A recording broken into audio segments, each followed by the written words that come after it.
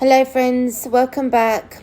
A short update with some information regarding the latest developments regarding Russia and Ukraine and Putin's recent announcement. He just gave a speech earlier today and I'd like to discuss that. But not only that, I want to read to you some of my notes that I took some weeks ago, and I just want to read them out to you as I go on, just to basically give to you my understanding, my analysis as I'm growing and learning in this area about what's going on regarding Russia. Recently, friends, and just before I start, it's important to remember, friends, that between Iran and Russia, between Turkey and Russia, there have been and they are difficult historical legacies of war and strategic rivalries. What you're looking at here is an intense power struggle. In fact, before I go on, and also I have to remember to share with you this video clip before I end the stream. Do you recall in, let's go to 3 books of the Bible, well 2 books of the Bible, but in particular Book of Revelation and Book of Daniel. We know, friends, that these heavenly beings are in intense warfare. Yes, the angelic host. They have an intense warfare, spiritual fight taking place, and those regions that are affected go through very difficult times on the earth. I spoke about this in my last message about Michael and the dragon fighting. And when this war comes to an end, the dragon is cast out by Michael. Let's read from verse 9. So the great dragon was cast out, that serpent of old called the devil and Satan, who deceives the whole world. He was cast to the earth, and his angels were cast out with him. This is a reality, friends. The spiritual warfare that takes place that we cannot see, the invisible warfare, is so much more of a reality in comparison to this awful climate of war, conflict, famine, disease that we see in our world, and we think that is bad. That is the result of this intensity of the fight between good and evil. In Revelation chapter 20, we also see how an angelic being, let's read from verse 1, chapter 20, Revelation. It's an angelic being, friends, who lays hold of the dragon and keeps him bound for 1,000 years. Then I saw an angel coming down from heaven, having the key to the bottomless pit and a great chain in his hand. He laid hold of the dragon, that serpent of old. There is nobody on earth that has this capacity of spiritual warfare that we are able to lay hold of the dragon. No, but we have authority in the name of Jesus Christ as his servants to pray and to do spiritual warfare, meaning do not take for granted the power of prayer in warfare. We have the armor of God to dress ourselves with, cover ourselves with the armor of God, but we also have a strategic weapon in our hands, and that is the sword of the Spirit, which is the word of God, but also paired with the spiritual prayer of the saints. This is a part of spiritual warfare. However, I believe that only the angelic hosts, the angels of God, are the only instruments that he uses to literally, physically, spiritually deal with the dragon himself. Then I saw an angel, verse 1 reads, coming down from heaven, having the key to the bottomless pit. You see how practical this is? He has a key, and that key is access to the bottomless pit, and a great chain in his hand. He laid hold of the dragon, that serpent of old, who is the devil and Satan, and bound him for 1,000 years. And he cast him into the bottomless pit and shut him up and set a seal on him. So you see the formation, the intricate details, the task given to this angel in specific dealing with the dragon, the devil himself. There are completely it's a different warfare altogether. So when you and I see this conflict between Russia very much intensifying, and our concern, our hearts go out to the people, the believers in those regions who are suffering immensely, our warfare, our responsibility is to pray. And do not take your prayer for granted. There is so much power in prayer. We have to empathize and have compassion for those who are on the receiving end of this conflict. And as we know, it's always the innocents that suffer the most, the general population, right? Let me go back now to this report. So Putin's made this announcement. I think it's important to say all of that, what I said, to give a spiritual biblical perspective on what our response ought to be. So Putin has warned that any further Ukrainian terrorist assaults on Russian soil will be met with a significant military response. He was speaking after a wave of missiles struck Ukraine Monday morning, earlier today. Can I also just say, let me go back to my notes. Let me just give you a visual as I'm talking. Russia and Iran have been working for a while regarding, the US is always continually sanctioning Russia and Iran, right? So they are trying to work and break away from this American stranglehold and find a way to replace the dollar. Because we know the global reserve currency is in the US dollar. Now, as we see some of these nations moving away, trading in other currency, rubles, Saudi Arabian currency, Chinese currency, Iranian currency, and it's going to continue as we hear about this multipolar world forming. This currency talk is the beginning stages, friends, before the mark of the beast is going to be introduced. The mark of the beast is connected to currency. There will come a time when people will only be able to buy and sell if they have the mark. It's related to currency, but not just currency. There's a spiritual component to it, which means that if you accept the currency, and I believe these will be leaders of nations that do these agreements, that do these transactions in nation to nation trade and commerce, those are the leaders who do the deals, right? But the people have to have a consensus. Yes, we agree to receive the mark. The mark will consist of a spiritual component. We all have our speculative opinions on what that mark could represent. I have the opinion, according to my understanding of the scriptures, that this component, the spiritual component of the mark of the beast, will be Islamic. We shall, when we get to that bridge, we'll cross it when we get to it. But all of this is heading in that direction. So everything that we're seeing right now is relevant to Bible prophecy. Let me go back to read some more. Excuse me.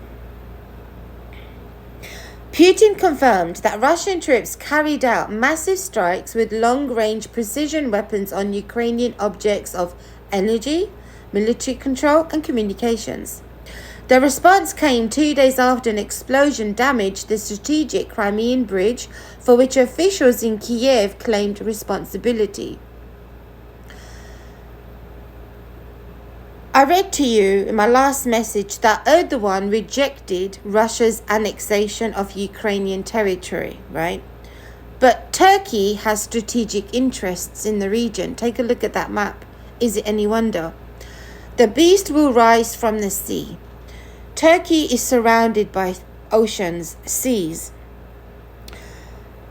This weakening of Russia, this pushing Russia into a corner, is going to strengthen Turkey. So my concern is keep an eye on Turkey, what Turkey's response will be.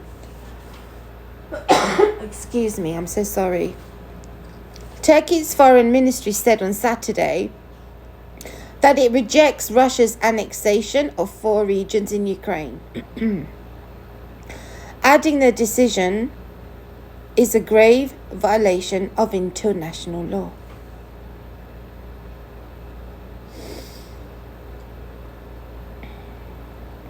This is what Erdogan said. The Turkish ministry.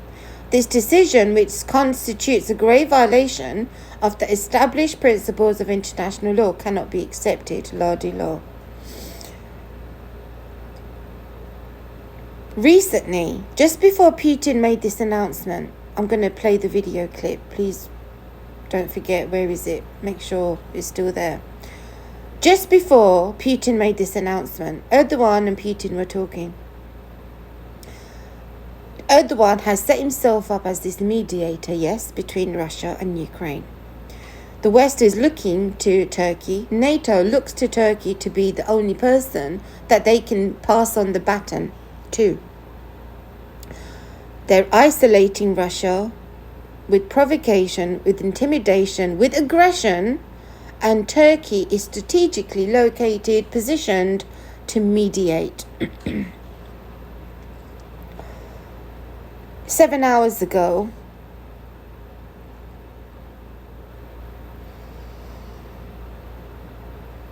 the leaders of Russia and Turkey are going to meet in Kazakhstan. Kremlin spokesman says Russian and Turkish presidents may discuss idea of holding Russia-West talks. So he's stepping up his mediation role, Erdogan, right? Keep an eye on this development, friends. Because while all this is happening, remember Turkey and Greece conflict, Azerbaijan, Armenia conflict, that's all still happening. But our media, our mainstream blinking media, is just focused on this conflict, the Russia-Ukrainian conflict. And they're pushing Russia to go crazy and if this does escalate, which I believe it will, and I've said it will, in fact, please remember, I did a message when all this was kicking off. This is the thumbnail of that video that I did. It was earlier this year in March. Please make sure that you take some time to listen to this video. I've done a very good, thorough presentation on the situation, and I drew parallels between the Russia-Ukrainian conflict and the Israeli-Palestinian conflict. Really important video. And this was way back in March.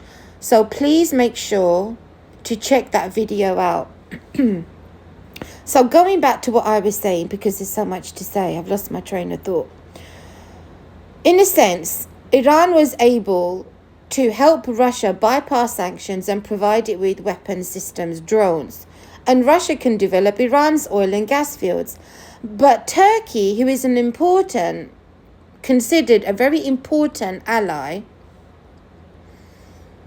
for NATO,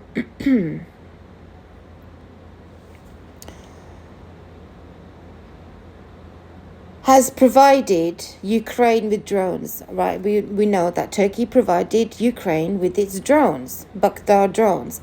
And it turns out that Turkey is the main mediator between Russia and Ukraine and wants Russia and Iranian backing in Syria. It wants permission from Russia, Iran, to do what it wants to do, carry out its security interests in Syria, but Russia and Iran were very reluctant to give him that support. In Syria, Russia and Iran have both supported Assad, but at the same time are competing for influence over the regime. Turkey is anti-Assad, but has recently shown a sign that he wants to make peace with Assad. He wants to come meet with Assad and make some sort of deal. Erdogan, right? He's got elections next year. They're all competing for influence over the region. Turkey wants to come across as though he's a perfect mediator, zero conflict with his neighbors. He was a staunch anti-Assad proponent, but wants Russian Iranian help to protect its security concerns regarding the Kurdish militants. So Turkey expected Iran, Russia to support its fight against terrorism, Kurdish militants, right? But it's focused in Ukraine. Russia is focused in Ukraine and is likely to be replaced by Iran in Syria.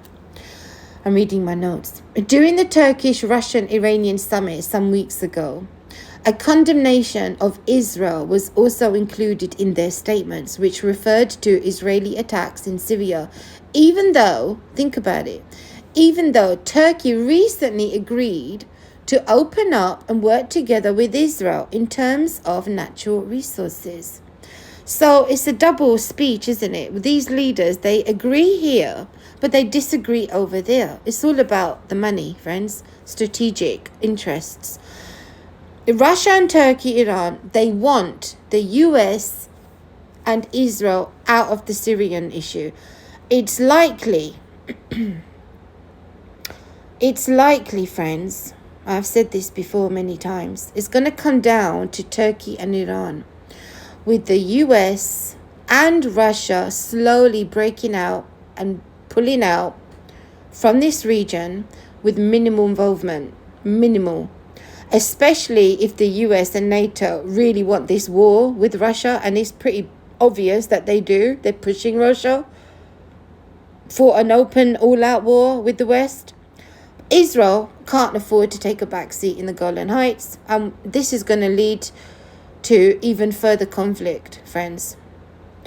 Israel is going to need, at some point, some assurances from Russia that it has the ability to retain a level of measured control at its northern border. But with Russia pulling out and Iran growing more interested in the region, increasingly agitated towards Israel, who wants to prevent weapons transfers to Lebanon's Hezbollah and to root out Iranian threats on Israeli northern frontier is Israel. What a complicated situation.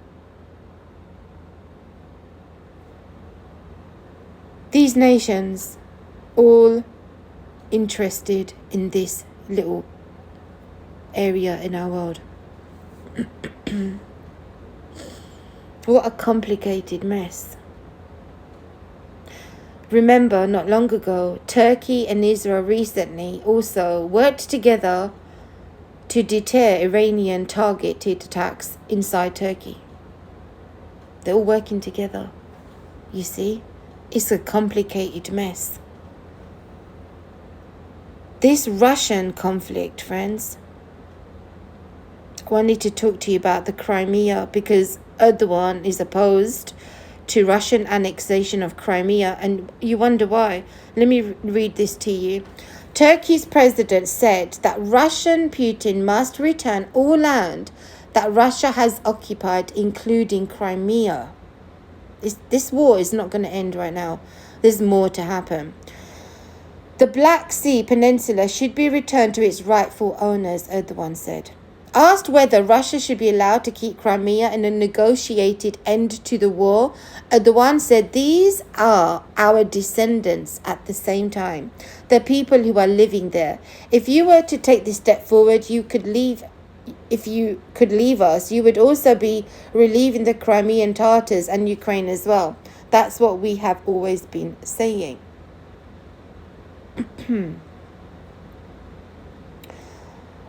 This explains it some more. This is from, I should share the links, Council on Foreign Relations. Let me go back to the portion that I want to read because it's very long. All right, let's read here. Turkey has generally supported Ukrainian independence and the country's territorial integrity. I'm just helping you have a broader picture of the conflict. You see what I'm saying?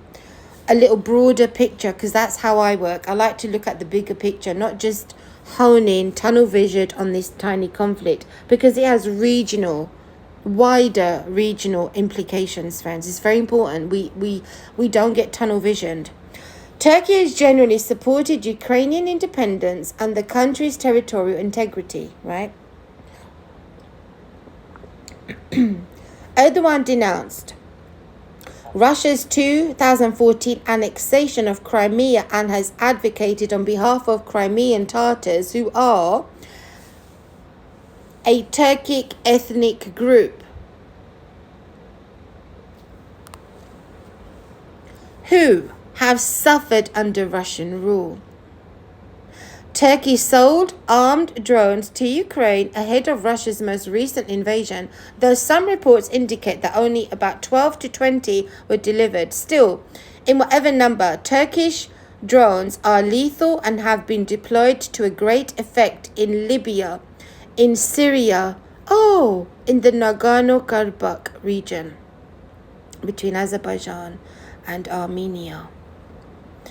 Talking about Azerbaijan and Armenia, this morning was reported Azerbaijani president announces program for deportation and genocide of Artsakh Armenians. Azerbaijani president voiced a program of deportation and genocide of Artsakh Armenians, says David Babayan, foreign minister of the Republic of Artsakh, Nagorno-Karabakh Republic, said when asked by News.am to comment on Aliyev's recent statements that Artsakh Armenians who do not want to live in Azerbaijan may look for a new place of residence. This is happening while the world is focused, this propaganda media machine in the West, against provoking Russia to arouse the Russian bear. There's some sick people running our world, friends. Demented, psychopathic, wicked, evil, have no regard for human life. It's all about the money, remember that. The question is, what goal he sets for himself. The Azerbaijani president has stated clearly and frankly that the main goal is to absorb Artsakh, and those who do not agree can leave. Remember, Russia was meant to be a security guarantor for Armenia. They failed. They let the Armenians down. They're caught up. The Russians are stretched, extended, distracted, caught up in its survival right now. Russia is fighting for its survival right now. It can't afford to get involved. Unfortunately, Armenia has been left alone. We know, let me read on. It's important that I read this to you, so bear with me. We know that they have lists of several thousand people that they intend to shoot. We know that for sure.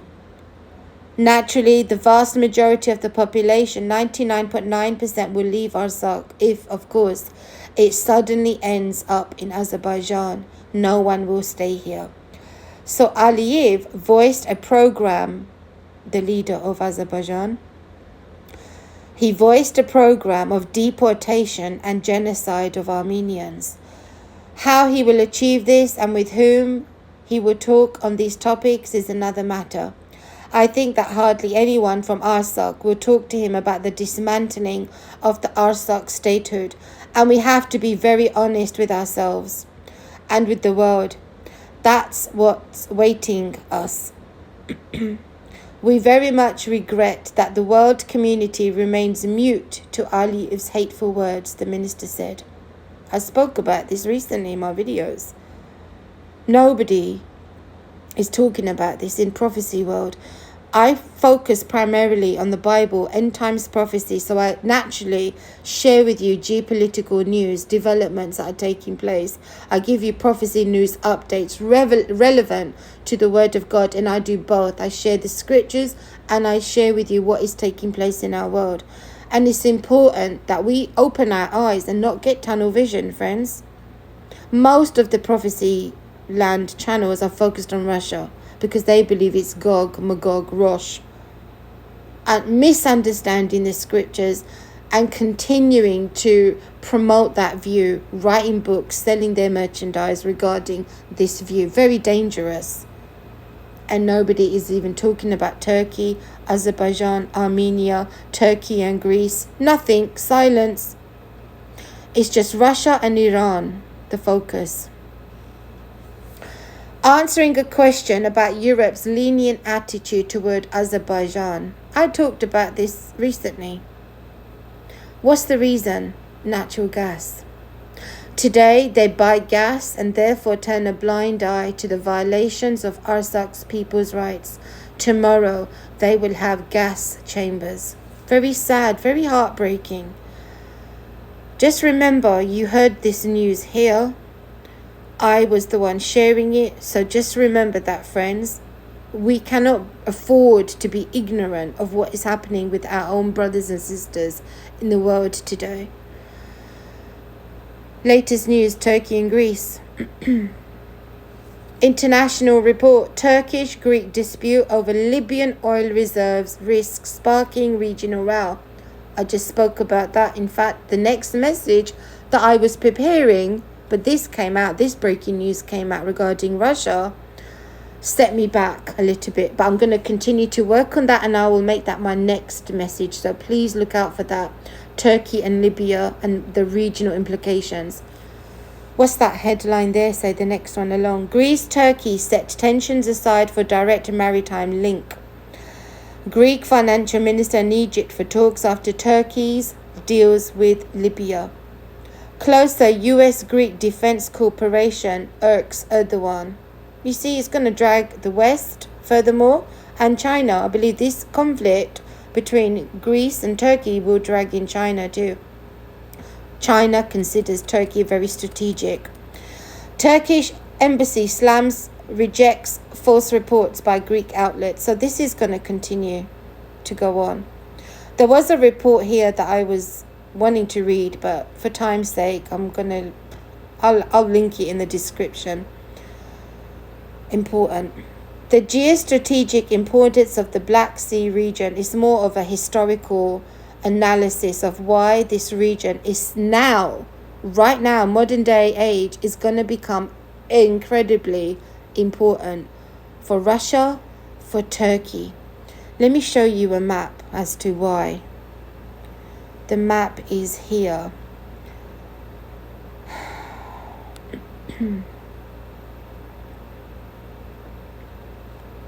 Was right there, Crimea, the Black Sea. Turkey would want to make sure it has a large chunk of autonomy over these waters, which is why it's against Russian annexation of Crimea and favors Ukraine and supports Ukraine with weapons. Very strategic, very cunning balancing act between Russia and Ukraine is that Turkey. My mind goes back to the old conflict in history between Russia and Ukraine. If you don't know about it, if you're not aware of it, read it in your spare time. I'm going to end this video before I continue. I want to share this clip, friends. I'll share the channel. You can see the channel there. You see it in the top left, Michael Rossi Polisai. That's his channel. Make sure you subscribe to that channel for the actual news that comes out of Russia. Because remember, Western media has banned RT. They've banned it. This channel translates all the news that comes out of Russia and provides accurate translations if you care to show any interest in what the man actually says. I'm going to end the video there.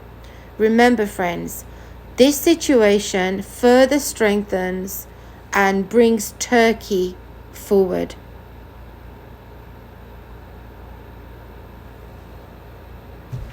Уважаемые коллеги, добрый день.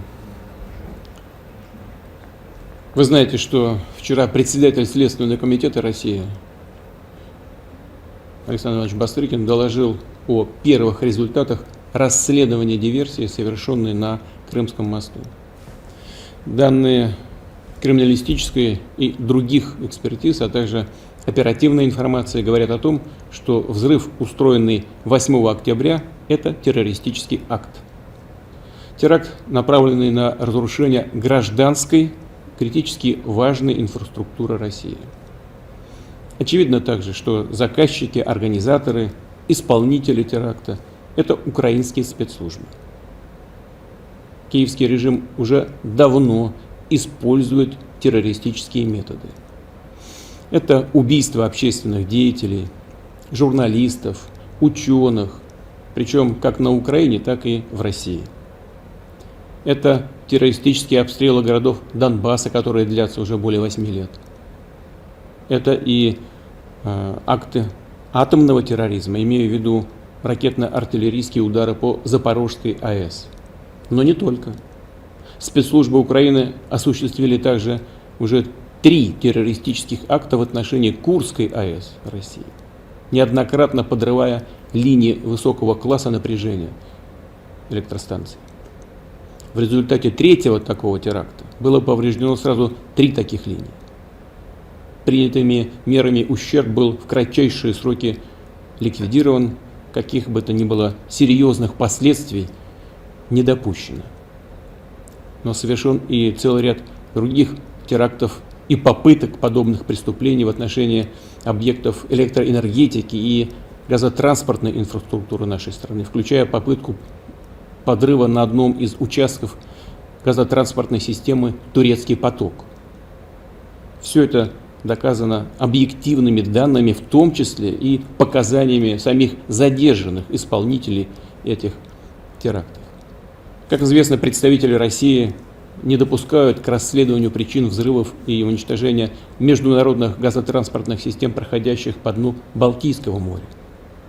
Но всем нам хорошо известен конечный бенефициар этого преступления. Таким образом, киевский режим своими действиями фактически поставил себя на одну доску с международными террористическими формированиями, с самыми одиозными группировками. Оставлять без ответа преступления подобного рода уже просто невозможно. Сегодня утром по предложению Министерства обороны и по плану Генерального штаба России нанесен массированный удар высокоточным оружием большой дальности воздушного, морского и наземного базирования по объектам энергетики, военного управления и связи Украины. В случае продолжения попыток проведения на нашей территории терактов ответы со стороны России будут жесткими и по своим масштабам будут соответствовать уровню угроз, создаваемых Российской Федерацией. Ни у кого не должно быть никаких в этом сомнений.